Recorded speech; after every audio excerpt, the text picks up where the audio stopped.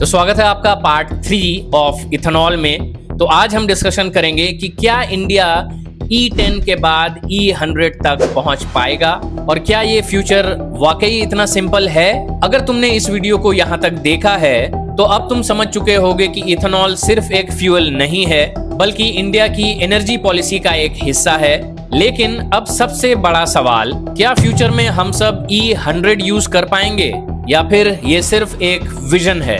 अब हम बात करते हैं E85 और E100 होता क्या है। अभी इंडिया में जो फ्यूल मिल रहा है वो E20 या मैक्सिमम E85 तक भी मिल रहा है। मतलब E20 में 20% इथेनॉल और 80% पेट्रोल और E85 में 85% इथेनॉल और 20% पेट्रोल मात्र, और E100 लगभग 100% इथेनॉल और 0% पेट्रोल। लेकिन एक बहुत बड़ी मिसअंडरस्टैंडिंग भी है। कई लोग सोचते हैं कल से कोई इशू नहीं है, E100 भरवा लेंगे बाइक में। बिल्कुल नहीं। E100 के लिए स्पेशली डिजाइंड इंजन्स चाहिए। फ्यूल इंजेक्शन सिस्टम अलग होता है, कंप्रेशन रेशियो अलग होती है, फ्यूल लाइंस अलग मटेरियल्स की होती है, कोल्ड स्टार्ट सिस्टम भी अलग होता है। यानी जो बाइक या कार आज तुम चला रहे हो उसमें सीधा E100 डाल देना इंजन को सीरियस डैमेज पहुंचा सकता है।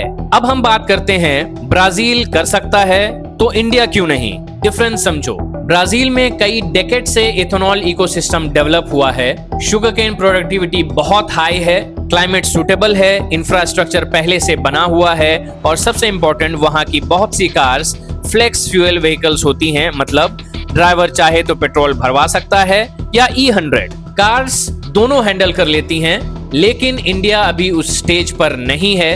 हम अभी ट्रांजिशन फेज में हैं। क्या ईवी इथेनॉल को रिप्लेस कर देगा? आज दुनिया में एक और रेस चल रही है। इलेक्ट्रिक व्हीकल्स एक साइड ईवी और दूसरी साइड इथेनॉल और तीसरी साइड हाइड्रोजन। तो विनर कौन होगा? शायद कोई एक नहीं।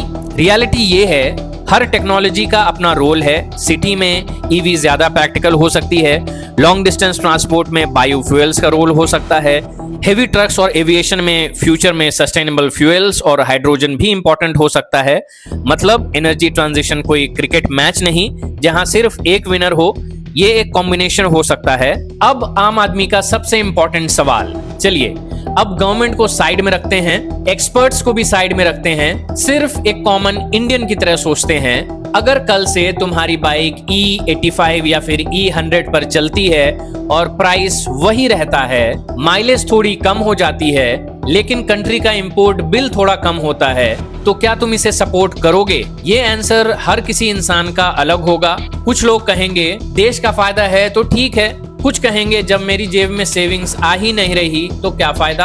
अब दोनों बातें अपनी जगह वैलिड हैं। अगर मुझे सिर्फ एक लाइन में बोलना हो तो मैं कहूंगा कि E20 एक डेस्टिनेशन नहीं है, ये एक ब्रिज है पेट्रोल से फ्यूचर फ्यूल्स तक। लेकिन ब्रिज तभी स्ट्रांग होता है जब उसका दोनों पिलर्स स्ट्रांग हो, और यहाँ भी दो पिलर्स हैं। पहला एनवायरमेंटल सस्टेनेबिलिटी और दूसरा इकोनॉमिक सस्टेनेबिलिटी। अगर इथेनॉल एग्रीकल्चरल वेस्ट से बनेगा, वाटर एफिशिएंट क्रॉप से बनेगा, फैक्ट्रीज पॉल्यूशन नॉर्म्स फॉलो करेंगी और व्हीकल्स प्रॉपरली कंपैटिबल होंगे तो ये इंडिया के लिए बहुत ही अच्छा स्टेप हो सकता है।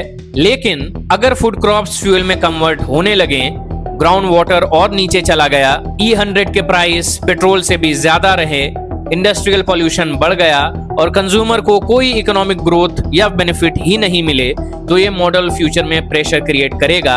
यानी टेक्नोलॉजी गलत नहीं होती, उसका इम्प्लीमेंटेशन डिसाइड करता है कि वो सक्सेस बनेगी या सिर्फ एक प्रॉब्लम। तो क्या गवर्नमेंट का डिसीजन सही था? मेरे हिसाब से इंटेंट सही है। इंडिया को इंपोर्टेड ऑयल पर डिपेंडेंसी कम करनी ही होगी, ये जरूरी है। लेकिन इंटेंट के साथ एग्जीक्यूशन भी उतना ही इंपॉर्टेंट है। अगर एग्जीक्यूशन ट्रांसपेरेंट हुआ, साइंटिफिक हुआ और पब्लिक के इंटरेस्ट को प्रायोरिटी दी गई तो इथेनॉल इंडिया की एनर्जी सिक्योरिटी को स्ट्रांग बना सकता है। लेकिन अगर सिर्फ टारगेट्स अचीव करने की रेस हुई और ग्राउंड रियलिटीज इग्नोर हुई तो यही पॉलिसी इंडिया की फ्यूचर को बर्बाद कर सकता है।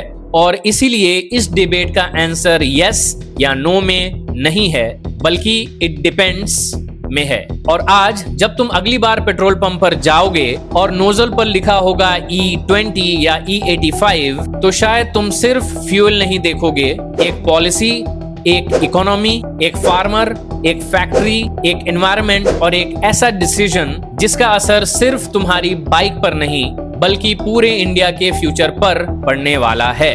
अगर तुम्हें लगता है कि ऐसी फैक्चुअल और अनबायस्ड डॉक्यूमेंट्री और बनानी चाहिए तो वीडियो को लाइक जरूर करना और कमेंट में जरूर बताना क्या तुम E20 या E85 को सपोर्ट करते हो या तुम्हें लगता है कि इंडिया को किसी और टेक्नोलॉजी पर फोकस करना चाहिए। मैं हर मीनिंगफुल कमेंट पढ़ता हूँ। मिलते हैं अगले वीडियो में, तब तक देखते रहें अशर बोल रहा है। Bye bye, take care, good night, जय हिंद।